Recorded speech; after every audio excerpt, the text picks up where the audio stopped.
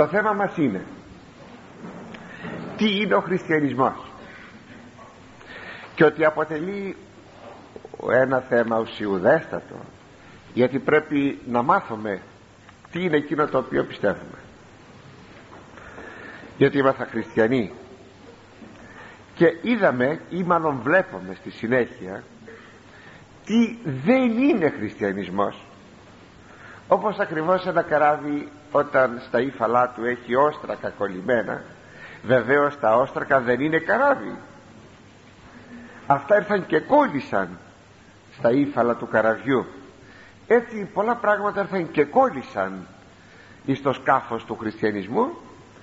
Διεστράφησαν πολλά πράγματα, δηλαδή διεστράφησαν στις αντιλήψεις των χριστιανών, ώστε έτσι να νομίζουμε πράγματα ότι είναι χριστιανισμός ενώ δεν είναι, και αντιστρόφως πράγματα που αποτελούν την ουσία του χριστιανισμού, αυτά να μην τα θεωρούμε ότι είναι χριστιανισμός. Γι' αυτό το λόγο θα πρέπει να κάνουμε αυτό το ξεκαθάρισμα. Πρώτα τι δεν είναι χριστιανισμός, και κατόπιν τι είναι χριστιανισμός. Αλλά είδαμε την περασμένη φορά ότι ο χριστιανισμός δεν είναι θρησκεία. Εξηγήσαμε τι σημαίνει αυτό, για να μην κάνω πάλι επανάληψη, επειδή το θέμα ήταν κάπως λεπτεπίλεπτον και χρειάζεται μια ευρυτέρα ανάλυση για να κατανοηθεί. Υπάρχει ένα δεύτερο σημείο. Πολλοί θεωρούν τον χριστιανισμό ότι είναι φιλοσοφία ή φιλοσοφικό σύστημα. Είναι φιλοσοφία ο χριστιανισμός? Βέβαια, αν διαβάσετε, και εύχομαι κάποτε να διαβάσετε, για να μην πω ότι πρέπει να αρχίσετε να διαβάζετε πατέρες της Εκκλησίας μας, και θα είναι μάλιστα και ευχής έργων, όσοι προχωράτε στο Λύκειο και κάνετε λίγα αρχαία, να έχετε μία προσέγγιση με το κείμενο. Θα ήταν μία αληθινή ευλογία αυτό. Θα βρείτε σε κάποιους πατέρες, και μάλιστα δοκίμους πατέρες, την λέξη φιλοσοφία, να λέγουν το χριστιανισμό φιλοσοφία. Πρέπει να κάνω μία διευκρίνηση. Όταν οι πατέρες λέγουν τον όρον, την λέξη φιλοσοφία, εννοούν την ευσέβεια και δεν εννοούν καθόλου αυτό που λέμε φιλοσοφία. Ας το πω έτσι, από τους πατέρες έγινε μία κατάχρηση του όρου. Θα μπορούσε να υποθεί ότι η ψήστη φιλοσοφία είναι ο χριστιανισμός, αλλά μόνο ως κατάχρηση του όρου, και όχι γιατί πραγματικά θα μπορούσε να χαρακτηριστεί ο χριστιανισμός φιλοσοφία. Θα το δούμε στη συνέχεια ότι ο χριστιανισμός δεν έχει καμία μα καμία απολύτως σχέση με τη φιλοσοφία, για να μην πω ότι και τον βλάπτει, για να μην πω ότι και η φιλοσοφία στέκεται εχθρικά απέναντί του και αντιστρόφως. Λοιπόν, όταν λέμε φιλοσοφία, τι εννοούμε? Φιλοσοφία εννοούμε ότι είναι ο τρόπο, είναι η σκέψη του ανθρώπου, η έρευνα του ανθρώπου να βρει την αλήθεια, αλλά ως όργανο της όμως χρησιμοποιεί η φιλοσοφία την λογική, διότι όλη η υπόθεση είναι η έβρεση της αληθείας. Τι θέλουμε να επιτύχουμε στη φιλοσοφία? Την έβρεση της αληθείας. Τι θέλουμε στον χριστιανισμό? Την αλήθεια. Και όταν λέμε την αλήθεια, δεν εννοούμε βεβαίως για μερικά ίσως καθημερινά πράγματα. Εγώ θα σας πω τεράστια θέματα γύρω από το τι είναι αλήθεια. Ξέρετε ο Πιλάτος τι είπε στον Χριστόν όταν εκείνος είπε «Ήλθα να μαρτυρήσω την αλήθεια», και ο Πιλάτος είπε «Και τι εστιν αλήθεια?» Λέγουν πολλοί ότι το είπε περιφρονητικά, δηλαδή δεν βαριέσαι, πολλοί μίλησαν και έψαξαν και είπαν για την αλήθεια, αλλά κανείς δεν μπόρεσε να πει για αυτήν.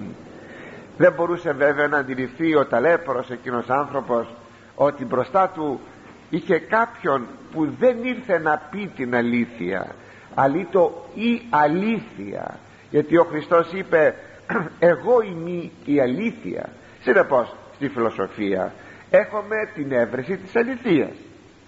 Στο χριστιανισμό έχουμε ομοίως κάτι που αφορά στην αλήθεια. Παράδειγμα, τι είναι ο Θεός? Τεράστιο πελώριο ερώτημα αυτό. Θα θέλαμε να μάθουμε την αλήθεια περί του Θεού. Ποιος είναι? Δεύτερο σημείο, ποια είναι η σχέση του Θεού με τη δημιουργία του και με τον άνθρωπο? Πελωρία υπόθεση και αυτή. Θα θέλουμε να μάθουμε την αλήθεια. Σκεφτείτε πόσες θρησκείες ίδρυσαν οι άνθρωποι, ακριβώς γιατί ήθελαν να μάθουν τα περί του Θεού.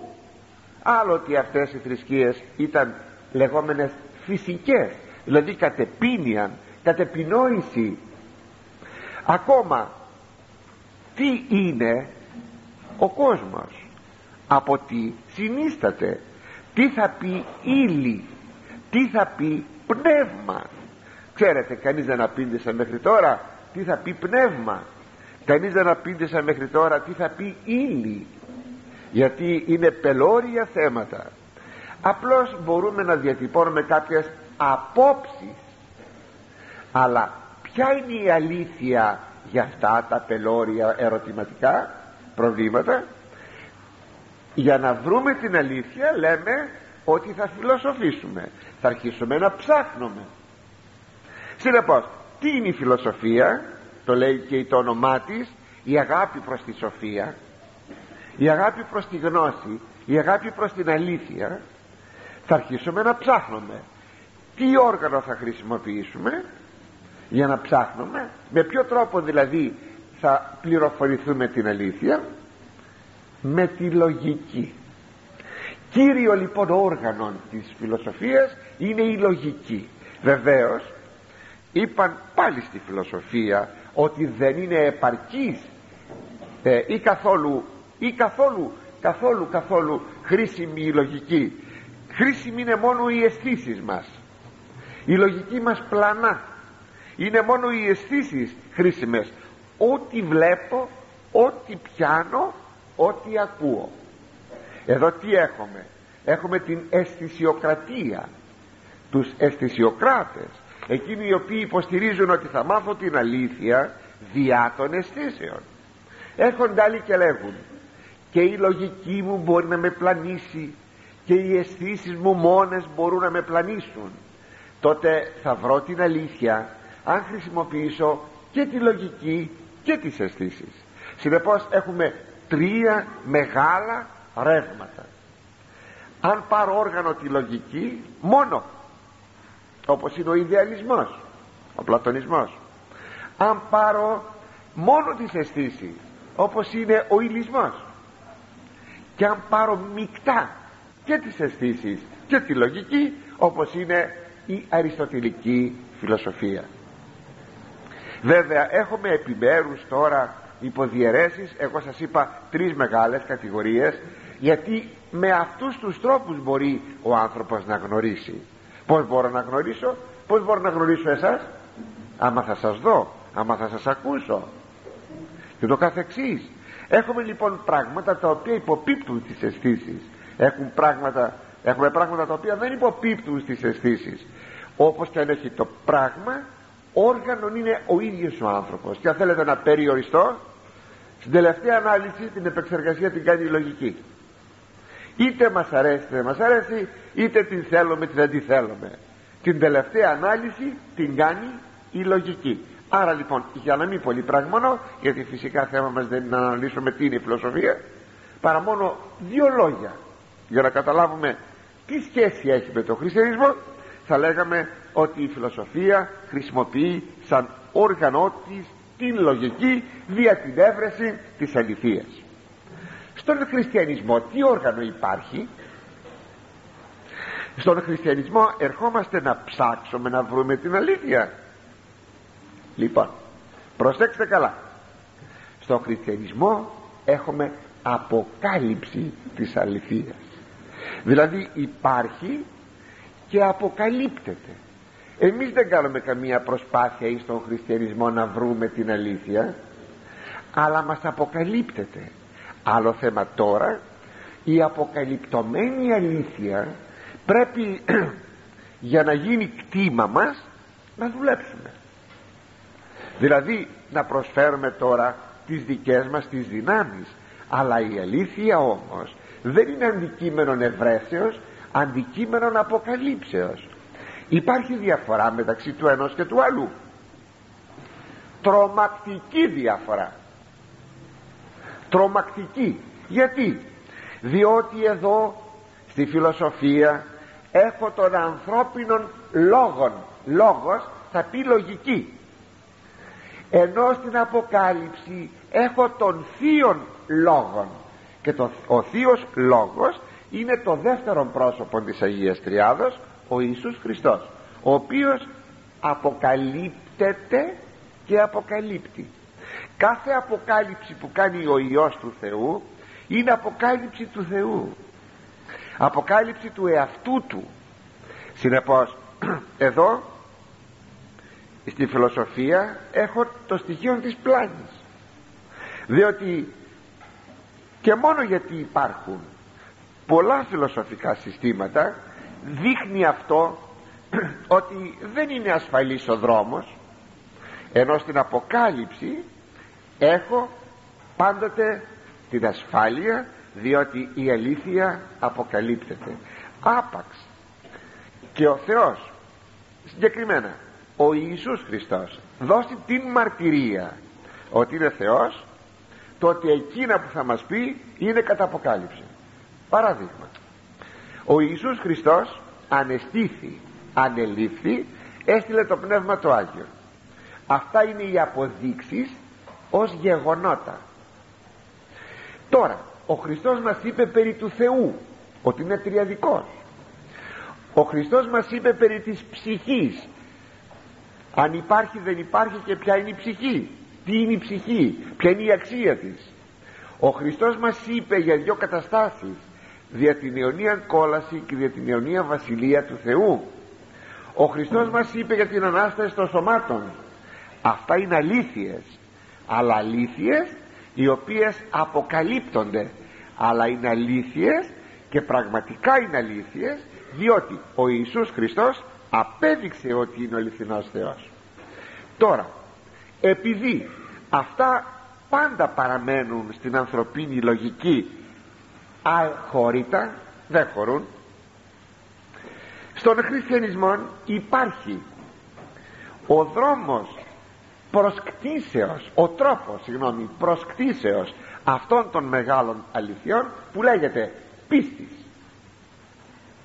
Γι' αυτό βλέπετε στη φιλοσοφία να ζητούν πάντοτε κάποιες αποδείξεις ή ενδείξεις, ενώ στον χριστιανισμό αυτό δεν χρειάζεται. Πιστεύω ότι ο Ιησούς Χριστός αυτό που είπε είναι αληθές. Έτσι λοιπόν έχω την πίστη, έχω στον χριστιανισμό αποκάλυψη και πίστη, εις δε τη φιλοσοφία έχω λογική και έρευνα των ανθρώπινων λόγων και τη γνώση. Έτσι είναι δυο εκ διαμέτρου αντίθετα πράγματα, και συνεπώς πως είναι δυνατόν ποτέ να λέμε ότι ο χριστιανισμός είναι φιλοσοφία? Είναι αδιανόητο. Ακόμη μερικά πράγματα, μερικοί όροι, πολύ έτσι αδρά σας τα λέγω αυτά, δείχνουν το ιδιαίτερο του κάθε στοιχείο από αυτά. Λέμε, στα φιλοσοφικά συστήματα μιλάμε για κοσμοθεωρία και για βιοθεωρία. Τι είναι η κοσμοθεωρία? Ξέρετε, ο όρος κοσμοθεωρία δεν πρέπει να χρησιμοποιηθεί στον χριστιανισμό, αν και υπάρχουν χριστιανοί και επιστήμονες και σπουδαίοι διανοούμενοι οι οποίοι χρησιμοποιούν την λέξη κοσμοθεωρία δια των χριστιανισμών, είναι εσφαλμένοι. Τι είναι η κοσμοθεωρία? Η περικόσμου θεώρησης. Δηλαδή τι έχω να πω για τον κόσμο? Αλλά όσα φιλοσοφικά συστήματα υπάρχουν, τόσες και φιλοσοφικές κοσμοθεωρίες υπάρχουν. Δηλαδή το κάθε φιλοσοφικό σύστημα έχει μια αντίληψη α, β, γ, δ περί κόσμου. Τι είναι η ύλη, τι είναι το σύμπαν, ποιος είναι ο προορισμός του, πως βρέθηκε, υπάρχει αιωνιότητα της ύλης, έχει αρχή το σύμπαν, έχει τέλος το σύμπαν. Όλα αυτά λέγονται κόσμο θεωρία ή περί κόσμου θεώρησης. Πλάι λέμε τον όρο βιοθεωρία. Τι θα πει βιοθεωρία? Η περιβίου θεώρησης. Πώς πρέπει να ζήσουμε εμείς οι άνθρωποι? Είναι γνωστό ότι στο χριστιανισμό δεν υπάρχει ούτε κοσμοθεωρία ούτε βιοθεωρία. Γιατί? Διότι η περί κόσμου αντίληψη περί τι? Μας την αποκαλύπτει ο Θεός. Εν αρχή επίησε ο Θεός των ουρανών και την γη, η δε γη και τα λοιπά. Ο ουρανός και η γη έγιναν εκ του μηδενός, εκ του μειόντος εις το είναι τα πάντα δημιούργησε ο Θεός. Αυτό δεν για τη λογική για τη φιλοσοφία, ότι εκ του μηδενός γίνεται ο κόσμος, αδιανόητο. Ο Αριστοτέλης λέγει εκ του μηδενός μηδέν. Βλέπετε αμέσως σταματάει. Γι' αυτό η επιστήμη στέκεται μπροστά σε ένα αδιαπέραστο πρόβλημα. Πόθεν ο κόσμος? Αυτό το λύνει ο χριστιανισμός, εκ του μηδενός. Αλλά αυτό δεν χωράει στο ανθρώπινο μυαλό, αποκαλύπτεται. Έτσι περί κόσμου θεώρηση περιττό να έχω περί κόσμου γνώση, γιατί πιστεύω ότι εκείνος που μου αποκαλύπτει τι είναι ο κόσμος είναι αληθής. Περί βίου δεν θα επινοήσουμε πως θα ζήσουμε. Βλέπετε ότι τα προγράμματα τα διάφορα που καταρτίζει ένα Υπουργείο Παιδείας, ένα Υπουργείο νέας γενεάς, που έχουν γίνει κάτι τέτοια πράγματα και δεν ξέρω τι, αυτά όλα ξέρετε πως ξεκινούν? Ξεκινούν από τη φιλοσοφία, καθόλου από το Ευαγγέλιο. Γι' αυτό βλέπετε σήμερα λέμε αυγά και αύριο λέμε καλάθια. Δηλαδή τη μια λέμε τούτα και την άλλη λέμε εκείνα. Διορθώνουμε τα μεν, ξαναξεκινούμε να διορθώσουμε τα δε, αφαιρούμε, προσθέτουμε. Γιατί είναι δύο θεωρία. Πως βλέπουμε την ανθρωπίνη ζωή, πως μπορούμε να τη ζήσουμε. Αυτό δεν χρειάζεται στο χριστιανισμό. Στο χριστιανισμό έχουμε την πνευματική ζωή, την κατατεθειμένη στο Ευαγγέλιο. Δεν αλλάζει, είναι μία, αυτή που υπαγορεύει το Πνεύμα του Θεού. Και άμα τη ζήσεις λέγεται η ζωή του Αγίου Πνεύματος, και τη ζωή αυτή την αποκαλύπτει το Πνεύμα του Θεού. Δεν ζω όπως μ' αρέσει, αλλά όπως θέλει το Πνεύμα του Θεού. Και η πνευματική ζωή δεν είναι λοιπόν καταρρεύθια, κατά το δοκούν, δεν είναι υποκειμενικό φαινόμενο, αλλά είναι εξ αντικειμένου. Πρέπει η πνευματική ζωή να ταιριάζει και με το αλουνού και με το αλουνού. Όποιος είναι πιστός έχει την ιδία με τον άλλον πνευματική ζωή. Γιατί? Διότι είναι κατά αποκάλυψη. Με όλα αυτά που σας είπα, παιδιά, αντιλαμβάνεστε ότι ο χριστιανισμός δεν είναι φιλοσοφία. Δεν είναι. Αλλά και κάτι ακόμη θα ήθελα να σας πω, ότι πολλές φορές, αν όχι πάντα, τα φιλοσοφικά συστήματα διάκυνται εχθρικώς προς τον χριστιανισμό. Θα πάρω μόνο ένα παράδειγμα, όπως είναι ο πλατωνισμός. Ξέρετε ότι τι πλάνη υπάρχει γύρω από το θέμα αυτό? Ξέρετε πως είναι εκείνοι που λένε ότι ο πλατωνισμός προσεγγίζει προς τον χριστιανισμό? Προσεγγίζει. Λοιπόν, σας λέγω ότι όταν κατεδίκασε η Οικουμενική Σύνοδος τον Οριγένη, ύστερα από 300 χρόνια, στην ουσία κατεδίκασε τον πλατωνισμό. Αυτό κατεδίκασε η Εκκλησία. Γιατί? Διότι ο πλατωνισμός είναι ένα σακί από παραδοξολογίες και από στοιχεία στραβά και αιρέσεις. Από εκεί μπορούν να γεννηθούν όλες οι αιρέσεις, από τον πλατωνισμό. Γι' αυτό και ο Οριγένης κατά δυστυχίαν, η τόσο σπουδαία αυτή μορφή, χρησιμοποίησε τη φιλοσοφία και έπεσε έξω. Είναι επικίνδυνο πράγμα η φιλοσοφία, και εχθρικός διάκειται. Παράδειγμα, επειδή λέει ο πλατωνισμός μιλάει για ένα Θεό, ξέρετε πόσο διαφέρει ο Θεός του πλατωνισμού από τον Θεό του χριστιανισμού? Ένας Θεός έξω από το σύμπαν, ο οποίος δεν δημιουργεί την ύλη κατά τον πλατωνισμό, διότι η ύλη δεν έχει καμία σχέση με το Θεό και εισάγεται αμέσως στον πλατωνισμό διαρχία, δύο αρχές. Η ψυχή λέει είναι αθάνατη και αιωνία, προϋπάρχουσα. Δεν έκανε ο Θεός τις ψυχές, αυτές πάντα υπήρχαν. Παίρνει μόνο ψυχές ο Θεός, βάζει σε νέα σώματα και κάνει τους ανθρώπους. Ο Θεός κατά τον πλατωνισμό είναι διακοσμητής. Όλα τα άλλα υπάρχουν, και ο κόσμος του πνεύματος και ο κόσμος της ύλης υπάρχουν από μόνα τους αιωνίως, αηδίως. Ελάτε τώρα να μου βρείτε εδώ καμιά σχέση να υπάρχει με τον χριστιανισμό. Η ψυχή ναι, είναι αθάνατη γιατί το θέλει ο Θεός, αλλά είναι κτίσμα. Η ύλη έγινε από το Θεό. Ο Θεός είναι ο δημιουργός και των πνευμάτων και των σωμάτων και της ύλης. Καμία σχέση δεν έχει. Γι' αυτό όταν χρησιμοποιήσουμε, όπως σας είπα, τον πλατωνισμό, είμεθα μπροστά σε ένα χάος. Είναι πολύ επικίνδυνο. Ένας που θα έλεγε είμαι ιδεαλιστής, θα ήθελε να πει, εδώ που τα λέμε, θα ήθελε να πει είμαι άνθρωπος που δέχομαι την παρουσία του πνεύματος, εννοείται του ανθρωπίνου πνεύματος.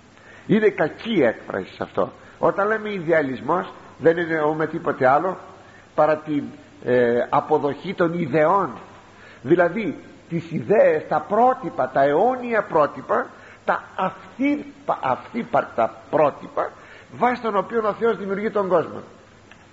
Τέτοια πράγματα δεν υπάρχουν. Ο Θεός δημιουργεί και ουδεέν γέγονεν ο γέγονεν χωρίς του Λόγου του Θεού. Δεν έγινε τίποτα από ό,τι έγινε χωρίς το Λόγο του Θεού. Ούτε αυθύπαρκτες ιδέες υπάρχουν, ούτε αυθύπαρκτα πρότυπα υπάρχουν ή αρχέτυπα, τίποτα από όλα αυτά. Γι' αυτό ο πλατωνισμός εχθρικά διάκειται στον χριστιανισμό, και ο χριστιανισμός εκοπάνησε, να πω, με συγχωρείτε που χρησιμοποιώ καμιά τέτοια λέξη, εκτύπησε τον ιδεαλισμό στο πρόσωπο του Οριγένους.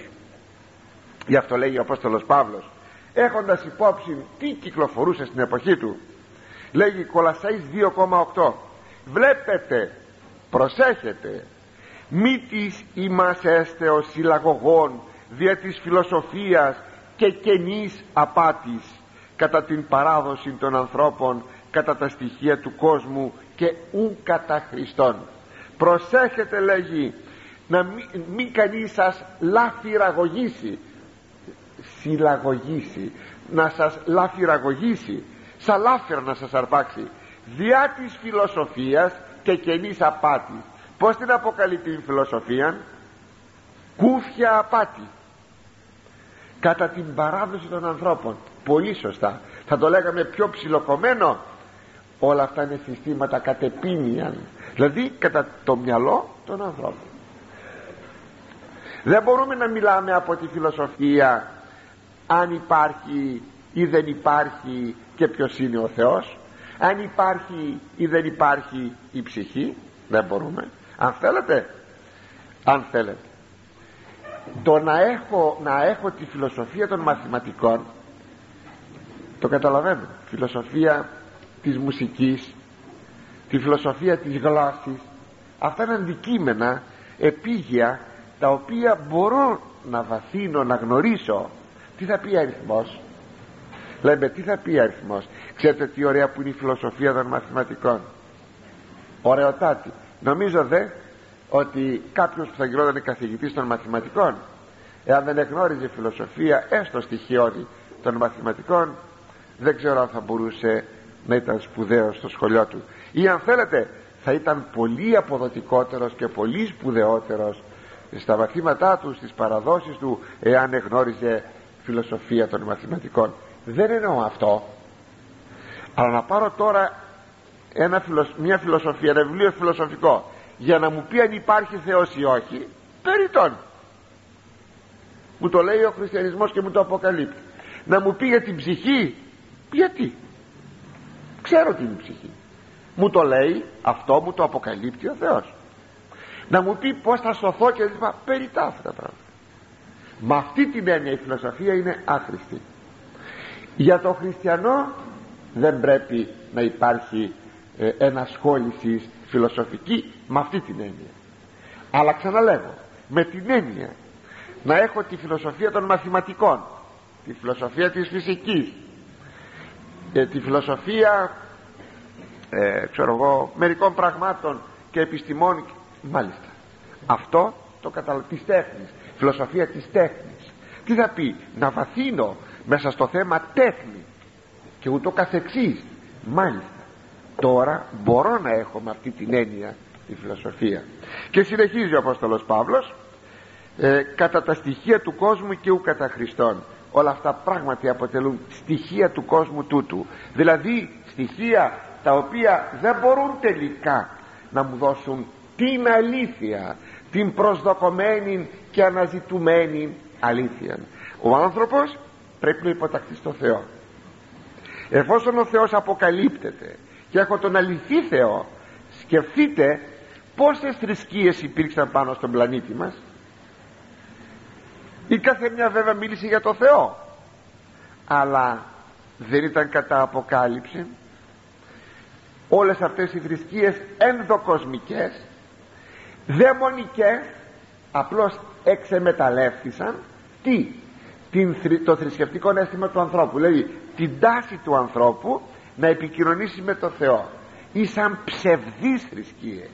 Γι' αυτό ξεκίνησαν οι Απόστολοι να πούν την αλήθεια στον κόσμο, ότι όλα αυτά είναι ψευδή. Ξέρετε, όταν θυσίασαν στα Λύστρα, θυσίασαν μπροστά στον Παύλο και στον Βαρνάβα, λέει ο Παύλος, τι είναι αυτά? Ακριβώς από αυτά ήρθαμε να σας γλιτώσουμε και έρχεστε εσείς να θυσιάσετε σε εμάς ότι είμαστε θεοί. Από αυτά ήρθαμε να σας σώσουμε και να σας μιλήσουμε δια την αλήθεια την αποκεκαλυμμένη. Αλλά βλέπετε, είναι σπουδαία αυτά τα θέματα που κάνουμε. Πόσο θα ήθελα να τα έλεγα ακόμα πιο συμπτυγμένα, αλλά άμα τα πω πολύ συμπτυγμένα δεν θα τα καταλάβετε. Γι' αυτό το λόγο τα λέμε λιγάκι ανεπτυγμένα. Γι' αυτό θα δούμε και άλλα στοιχεία του τι δεν είναι χριστιανισμός. Ώστε λοιπόν ο χριστιανισμός δεν είναι φιλοσοφικό σύστημα, δεν είναι φιλοσοφία, και ας προσέξουμε πάρα πολύ στο σημείο αυτό.